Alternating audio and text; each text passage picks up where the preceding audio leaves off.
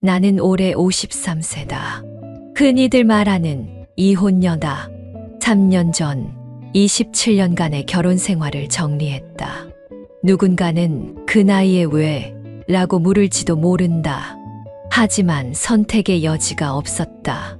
폭력과 배신 앞에서 나는 더 이상 아내일 수 없었다. 27년 결혼 생활의 시작은 달콤했다. 은행원이었던 남편은 성실했고 둘이 맞벌이를 하며 꿈꾸던 아파트도 장만했다. 첫째 아들, 둘째 딸을 낳으며 나는 전업주부가 됐다. 평범하지만 행복한 일상이었다. 아이들이 자라는 동안 남편은 승진을 거듭했다. 중소기업 과장까지 올랐을 때 우리 부부는 인생에서 가장 안정된 시기를 보내고 있었다. 등산도 다니고 주말이면 가족 외식도 했다. 남들이 부러워하는 화목한 가정이었다. 하지만 내가 50살이 되던 해 모든 것이 변하기 시작했다. 처음에는 사소한 변화였다. 퇴근이 조금 늦어지고 주말 출근이 잦아졌다. 회사가 어렵다며 구조조정 이야기를 자주 했다. 나는 남편을 믿었다. 중년의 위기라고 생각했다. 점점 술 냄새가 심해졌다. 대화는 줄어들었고 말을 걸면 짜증을 냈다. 어느 날은 출장 간다며 집에 들어오지 않았다. 그날 밤 나는 처음으로 불안감을 느꼈다. 통장 잔고가 줄어드는 것도 발견했다. 그러다 우연히 남편의 휴대폰을 보게 됐다. 잠금 해제된 화면에 떠있는 카톡. 오빠, 오늘도 보고 싶어요. 발신자는 미연 대리였다. 스크롤을 내리자 사진이 나왔다. 20대 후반으로 보이는 여자와 찍은 데이트 사진들. 가슴이 무너져 내렸다. 27년 동안 한 번도 의심하지 않았던 남편이었다. 사진 속 여자는 내 딸보다도 어렸다. 그 순간 머릿속이 하얘졌다. 화장대 거울에 비친 내 모습이 처음으로 늙어 보였다. 일주일 동안 증거를 모았다. 호텔 영수증, 카드 내역, 주고받은 문자들. 모든 게 명확했다. 그날 밤 남편이 들어오자마자 휴대폰을 내밀었다. 설명해 주죠. 남편의 얼굴이 순식간에 일그러졌다. 내가 감히 내 휴대폰을 뒤져. 처음 맞는 손찌검이었다. 뺨이 얼얼했지만 마음은 더 아팠다. 그동안의 믿음이, 사랑이, 27년의 세월이 한순간에 무너져 내렸다. 아들은 아버지 편을 들었다. 엄마가 너무해. 아빠가 실수 한 번 한 것 가지고 너무하신 거 아니에요. 하지만 딸은 달랐다. 엄마, 이혼해. 이렇게 사는 거 보기 싫어. 가족은 둘로 갈라졌다. 변호사를 찾아갔다. 이혼 소송은 생각보다 빨리 진행됐다. 남편은 퇴직금을 빼돌리고 회사도 옮기면서 재산을 숨겼다. 위자료는 터무니없이 적었다. 27년의 결혼 생활이 그렇게 허무하게 끝이 났다. 그렇게 나는 50대 초반에 이혼녀가 됐다. 평생 살 것 같던 아파트를 나와 작은 빌라로 이사했다. 전업주부로만 살았던 내가 새로운 삶을 시작해야 했다. 막막했다. 두려웠다. 하지만 이상하게도 후회는 없었다. 비참한 이 현실이 싫지만 이렇게 있을 수만은 없다다. 앞으로의 계획을 세워야 한다. 집세와 생활비를 내려면 직장을 구해야 한다. 이혼 후 처음 맞이한 현실은 냉혹했다. 경력이 없으시네요. 네, 나이가 좀 있으신데 열심히 하겠습니다. 죄송합니다. 나중에 연락드리겠습니다. 10군데도 더 되는 곳에서 들은 말이었다. 서류를 들고 면접을 보러 다닐 때마다 내 나이는 치명적인 약점이었다. 27년간 전업주부로만 살았다는 게 이렇게 부끄러운 일이 될 줄은 몰랐다. 마지막으로 찾아간 곳이 대형마트였다. 캐셔 일은 처음이시죠? 네, 하지만 배우면 잘할 수 있습니다. 힘드실 텐데 하루 종일 서서 일해야 해요. 괜찮습니다. 꼭 일하고 싶습니다. 간절한 목소리로 말하는데 눈물이 날 것 같았다. 그렇게 시작한 마트 일은 생각보다 몇 배는 더 고됐다. 저기요, 이거 할인 안 되나요? 죄송합니다만 할인 기간이 지났습니다. 아니, 저기 진열대엔 아직도 할인 표시가 붙어 있는데요. 하루에도 수십 번 이런 실랑이를 벌여야 했다. 8시간 내내 서 있다 보니 다리는 팥으로 도배가 됐다. 허리도 아팠다. 쉬는 시간에 화장실 가는 것조차 눈치 보였다. 김선희 씨, 줄 밀리는데 쉬는 시간이 왜 이리 길어요? 매니저의 눈초리가 날카로웠다. 월급은 최저시급. 빌라 월세 내고 나면 생활비도 빠듯했다. 위자료는 변호사 비용으로 거의 다 나갔다. 통장 잔고를 볼 때마다 가슴이 덜컥 내려앉았다. 장보기도 낯설었다. 죄송한데요. 이거 절반만 사고 싶은데 없나요? 없습니다. 배추 한 포기를 들고 한참을 망설였다. 혼자 먹기엔 너무 많은 양이었다. 결국 빈손으로 나왔다. 퇴근길에 결국 편의점에 들렀다. 라면 한 봉지, 김치 한 조각이 전부였다. 집으로 돌아와 현관문을 열자 썰렁한 기운이 훅 끼쳐왔다. 옛날에는 집에만 들어서도 된장찌개 냄새, 구수한 밥 냄새가 가득했는데 지금은 곰팡이 냄새가 은은하게 배어있다. 다녀왔습니다. 텅 빈 집에 대고 하는 인사가 공허하게 울린다. 거실 불도 켜지 않은 채 주방 식탁에 앉았다. 어둠 속에서 라면을 끓이는데 목이 메어왔다. 달그락거리는 냄비 소리만이 정막을 깨뜨린다. 여보, 오늘 된장찌개 끓였어요. 우리 딸, 엄마 김치찌개 먹고 싶어. 아들, 반찬 많이 먹어 더 줄까? 옛날의 대화가 귓가에 맴돈다. 식탁에 혼자 앉아 라면을 후루룩 삼키는데 뜨거운 국물인지 눈물인지 모를 것이 볼을 타고 흘러내렸다. 젓가락을 놓고 베란다로 나왔다. 5층에서 보이는 저녁 야경. 수많은 창문에서 빛이 새어나온다. 저 불빛마다 가족들의 저녁 식사가 있겠지. 식탁에 둘러앉아 오늘 하루 있었던 일을 이야기하며 누군가는 맛있다고 좋아하고 누군가는 투정도 부리고 나는 여기서 혼자 라면을 끓여 먹는다. 창가에 걸터 앉아 술 한 잔을 따랐다. 소주 한 병으로는 이 서글픔이 가시지 않을 것 같은데 내일도 출근해야 하니 이것마저 자제해야 한다. 깜깜한 하늘에 달빛도 없다. 저 멀리 아파트 숲 사이로 우리가 살던 아파트가 보이는 것 같았다. 저기서는 지금 그 여자가 내가 쓰던 주방에서 밥을 짓고 있겠지. 남편은 소파에 앉아 TV를 보고 있겠지. 갑자기 속이 쓰려왔다. 라면 국물이 역류하는 것 같다. 베란다 유리창에 비친 내 모습이 낯설다. 언제부터 이렇게 초췌해졌을까? 주름진 얼굴, 헝클어진 머리, 구겨진 티셔츠. 저게 정말 나일까? 창밖으로 보이는 도시의 불빛들이 점점 흐릿해진다. 눈물 때문이다. 이제 어떻게 살아야 하나? 혼잣말이 어둠 속으로 삼켜진다. 시계는 이제 겨우 저녁 8시. 앞으로도 이런 밤이 수없이 이어지겠지. 베란다 바닥에 주저앉아 한참을 울었다. 또다시 아침. 부스스한 머리를 대충 묶고 집을 나와 버스 정류장으로 향했다. 오늘은 마트에서 일한 지 2달째 되는 날이다. 평소처럼 계산대에 서서 바코드를 찍고 있었다. 45,000원입니다. 고개를 들었을 때였다. 그 순간 온몸이 얼어붙었다. 계산대 줄에 서 있는 낯설지 않은 얼굴.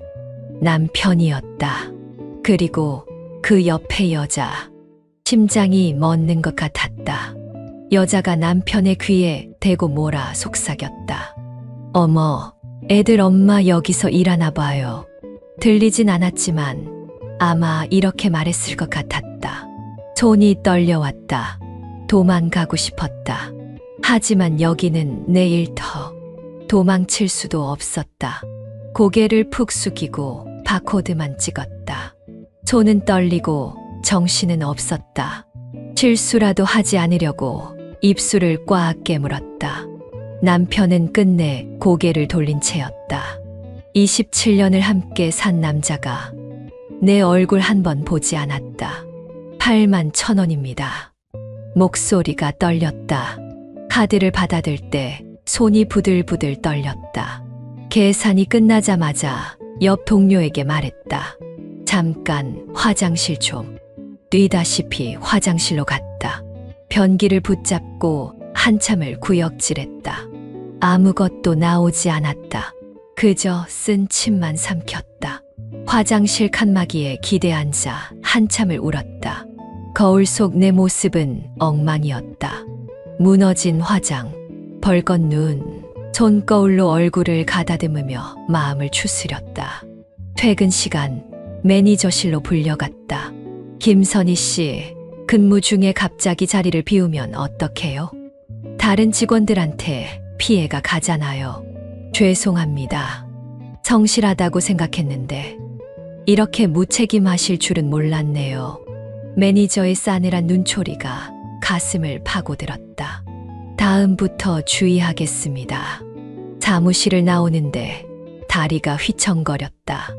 오늘 마주친 게 꿈이었으면 좋겠다고 생각했다. 하지만 현실이었다. 이런 날이 또 올 수 있다는 생각에 온몸이 떨렸다.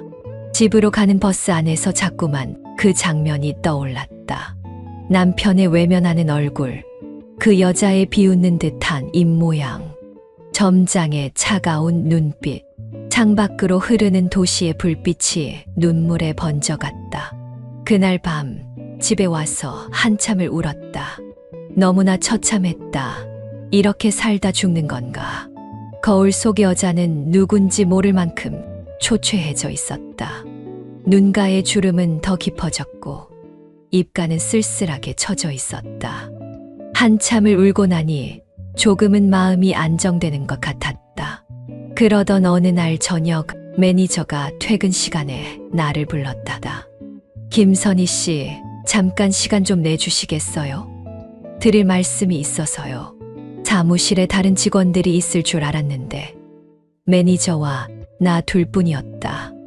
왠지 모를 불안감이 들었다. 저번 일은 제가 좀 과했나 봅니다. 직원들 앞에서 그렇게 말씀드린 거 죄송해요. 오늘은 제가 식사 대접하고 싶은데 같이 가시죠. 매니저는 자리에서 일어나며 마트 뒤편의 횟집으로 나를 데려갔다. 거절하기도 민망했고 상사니까 따라 나설 수밖에 없었다. 선희 씨, 그때는 제가 체면이 있어서 그랬어요. 윗사람이 있어서. 이해하시죠? 매니저는 능글맞게 웃으며 술을 따랐다. 나도 억지로 웃으며 받아 마셨다. 불편했지만 일자리를 잃고 싶진 않았다. 횟집을 나설 때쯤 매니저의 얼굴이 붉어져 있었다. 이제 들어가 보겠습니다. 아니죠. 이렇게 늦은 시간에 혼자 가시면 위험하죠. 제가 택시로 모셔다 드리겠습니다. 거절했지만 매니저는 완강했다. 결국 같은 택시에 타게 됐다. 뒷좌석에 나란히 앉자 매니저가 갑자기 내 손을 잡았다. 선희 씨, 참 예쁘시네요. 술 냄새가 진동하는 숨결이 얼굴로 다가왔다. 매니저님, 이러시면 안 됩니다. 나는 택시를 급하게 세우고 내렸다. 가정도 있으신 분이 이게 무슨 짓입니까? 이런 일 2번 다시 없었으면 좋겠어요. 매니저는 인상을 쓰며 중얼거렸다. 나이도 있는 분이 왜 이렇게 깐깐하게 구시나. 그날 밤 집으로 걸어오는 내내 온몸이 떨렸다. 이혼녀라고 만만하게 보는 걸까?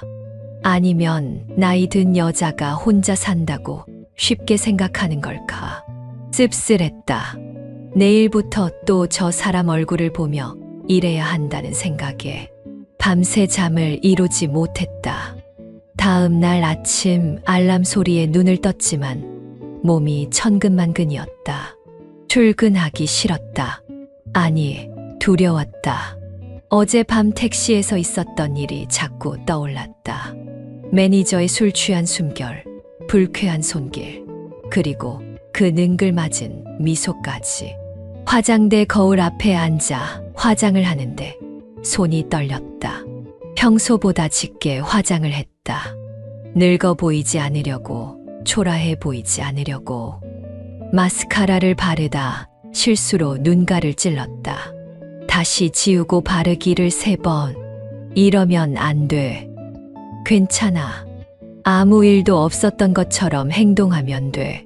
거울 속 내 모습에게 주문을 걸듯 중얼거렸다.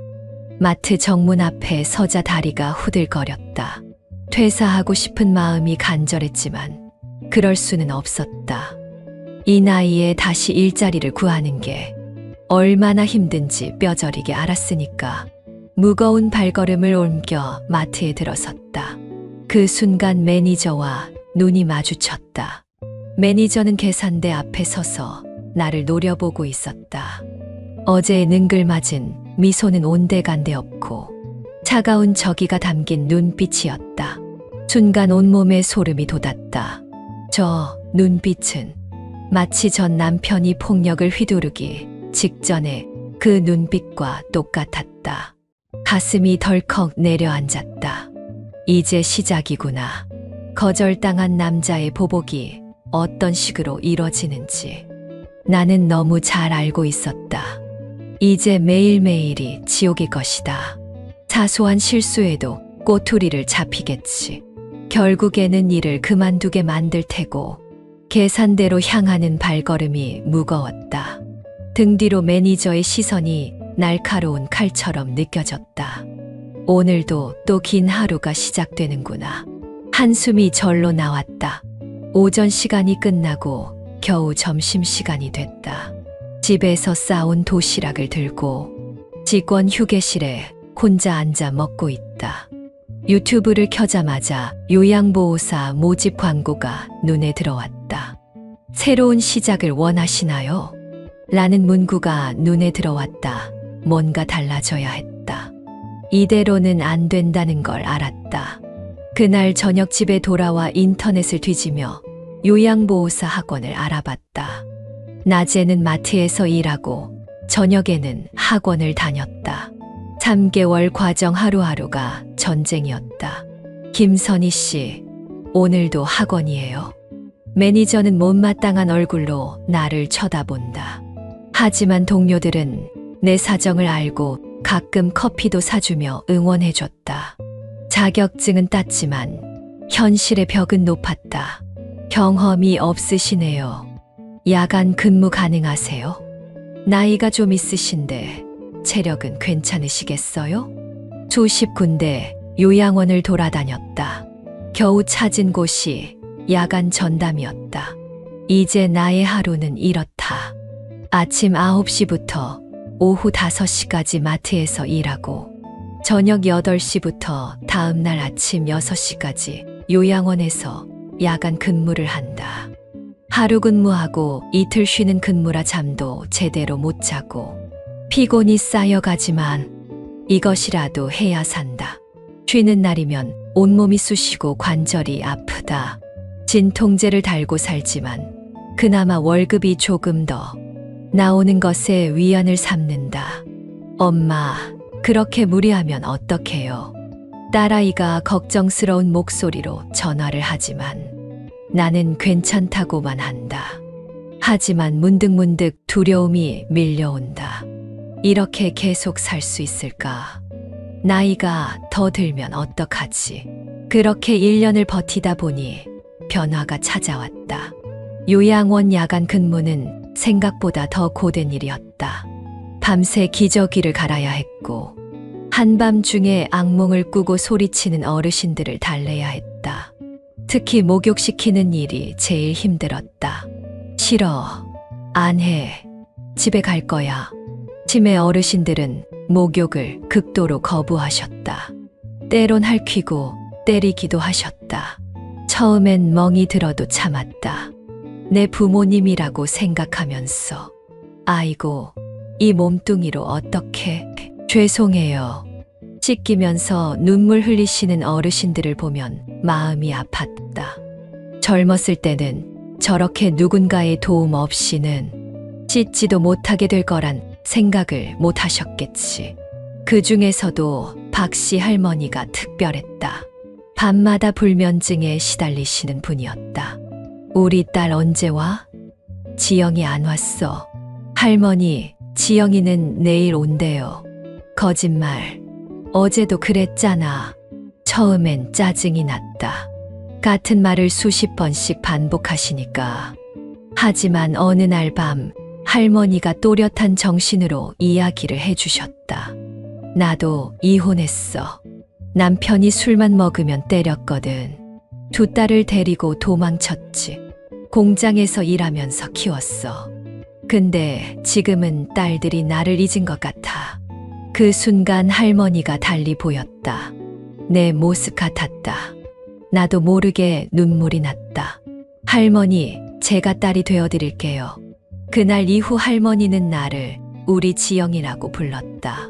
밤마다 할머니 손을 잡고 이야기를 들었다. 젊었을 때 재봉틀을 돌리며 밤새웠던 이야기. 딸들 학교 보내려고 새벽부터 포장마차를 했던 이야기. 내가 널 낳은 건 아니지만 넌 내 딸이야. 어느 날 할머니가 그런 말씀을 하셨다. 순간 눈물이 왈칵 쏟아졌다. 다른 어르신들도 마찬가지였다. 김 할아버지는 파킨슨병으로 손떨림이 심했다. 숟가락질을 못하셔서 매 끼니마다 먹여드려야 했다. 내가 옛날엔 말이야. 회사 사장이었어. 그런데 지금은 이렇게 됐네. 떨리는 손으로 내 손을 꼭 잡으시던 할아버지는 한 달 전에 돌아가셨다. 원장님이 불러서 간 날이었다. 김 선생님, 우리 주간 요양보호사가 은퇴하는데 선생님이 그 자리 맡아주면 어떨까요? 어르신들이 다들 선생님을 찾으세요. 그렇게 나는 주간 요양보호사가 됐다. 급여는 조금 줄었지만 몸은 훨씬 편했다. 무엇보다 어르신들과 더 많은 시간을 보낼 수 있어 좋았다.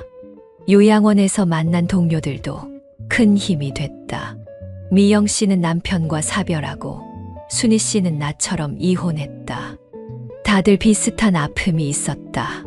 언니, 우리도 저렇게 늙어갈 텐데 서로 의지하면서 살아요. 미영 씨의 말처럼 우리는 서로의 버팀목이 됐다.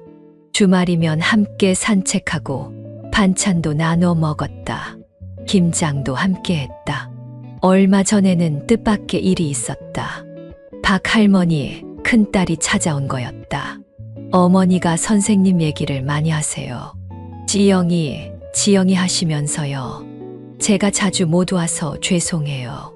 아니에요. 할머니는 늘 따님 자랑하세요. 발걸음을 돌리는 딸의 뒷모습을 보며 생각했다. 나도 우리 딸이 이렇게 찾아올까. 그러다 지난주 생일날 문자가 왔다. 딸이었다. 엄마 생일 축하해요. 요양원 일 힘들진 않아요? 다음 주에 한번 찾아뵐게요. 읽고 또 읽었다. 마지막 문장에서 눈물이 흘렀다. 서서히 모든 게 제자리를 찾아가고 있었다. 이제 이혼한 지 3년이 됐다. 여전히 힘들고 고단한 날들의 연속이다. 아침에 일어나면 온몸이 쑤시고 관절은 여기저기 아프다. 요양원에서 어르신들 옮기다 삐끗한 허리는 이제 만성 통증이 됐다. 가끔 거울을 보면 낯설다. 3년 전보다 훨씬 늙어버린 얼굴, 휘어진 머리카락, 깊어진 주름, 피로에 찌든 눈빛이 마치 요양원 어르신들처럼 보일 때면 덜컥 겁이 난다. 나도 저렇게 늙어가겠지. 월급은 여전히 빠듯하다. 월세 내고 약값 내고 공과금 내고 나면 통장에 남는 건 얼마 없다. 노후 준비는 엄두도 못 내고 있다. 밤마다 이런 생각이 들 때면 불안하다. 나도 언젠가 저 어르신들처럼 요양원 신세를 져야 할 텐데 그땐 누가 나를 돌봐줄까? 요양원에서 만난 할머니들의 인생이 자꾸 겹쳐 보인다. 젊었을 때는 모두 나처럼 열심히 살았을 텐데 지금은 기저귀를 차고 남의 손길을 기다려야 하는 처지가 됐다. 특히 김 할머니는 내 미래를 보는 것 같아 마음이 아프다. 평생을 은행에서 일하다 은퇴하고 혼자 살면서 치매에 걸리셨다고 한다. 자식도 없이 혼자라. 요양원비는 연금으로 겨우 감당하신다고. 아들은 여전히 서먹하다. 지난번엔 결혼한다고 연락이 왔다. 하지만 전 남편의 새 가정에 민폐가 될까봐 식장에 오지 말아달라고 했다. 어떻게 나에게 이럴 수가 있는지 서글펐다.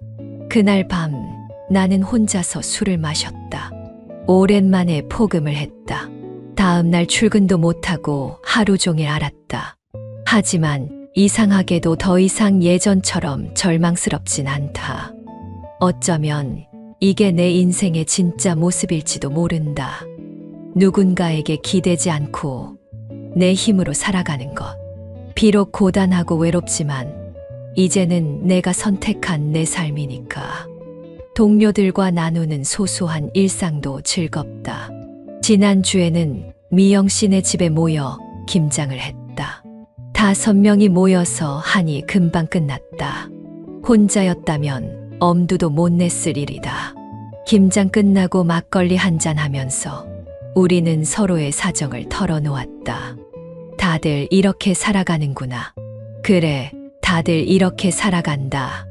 누구나 자신만의 무게로 하루하루를 버텨내고 있다. 나만 힘든 게 아니었다. 50대에 시작된 혼자만의 생활. 처음에는 막막하기만 했다. 하지만 이제는 안다. 삶이란 건 결국 혼자서도 살아낼 수 있다는 걸. 누군가에게 의지하지 않아도 나 스스로 설 수 있다는 걸. 물론 앞으로도 많은 어려움이 있을 거다. 나이 들수록 일하기는 더 힘들어질 테고 건강도 걱정이다. 노후 준비도 제대로 못했다. 하지만 더 이상 두렵지 않다. 지금처럼 하루하루 최선을 다하면서 내 삶을 살아갈 생각이다. 이혼이라는 선택이 쉽지는 않았다. 하지만 그게 내 인생의 끝은 아니었다. 오히려 새로운 시작이었다. 비록 고단하고 외로운 날들이 많지만 이제는 내가 선택한 내 삶을 살아가고 있다. 50대에 이혼, 누군가에겐 불행한 이야기로 들릴지 모른다. 하지만 나는 말하고 싶다.